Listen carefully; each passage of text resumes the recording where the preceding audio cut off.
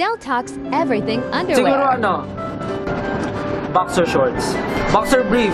Yan, mahilig ako sa boxer brief. Hindi ko po alam kung okay lang po ito yung kwento. Pero po kasi one time po, pumunta po ako ng department store. Para po bumili po ako ng underwear. Kulang po yung nadala ko. Namimili po ako. Namimili ako ng sizes. Tapos biglang yung sales lady sabi sa akin, Kuya Stel, okay yan. Okay po yan. Bagay po yan. Sabi ko, Oh my God, kilala ka? bagay? Parang ganun, parang kilala niya po ako. Sabi ko po, SB19 po. Sabi ko, ay. Ang galing! Ay, nakita niya na po yung susuotin ko. Pinili mo pa rin. Binili mo pa din. Gusto lang niya yung gulay. Yung pinagkuhan po ng concept namin for our hair po is underwear ko po. Yung underwear ko. Kasi nauna po si Ken mag-red ng hair.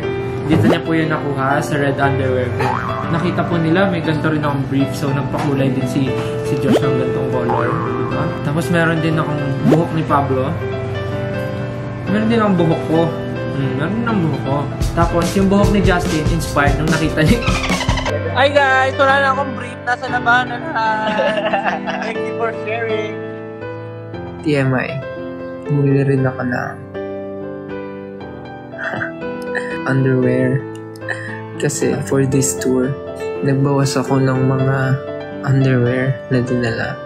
So, nagdala ako ng 10. And then, I realized, kulang. Like, sobrang. Follow for more SB19 content.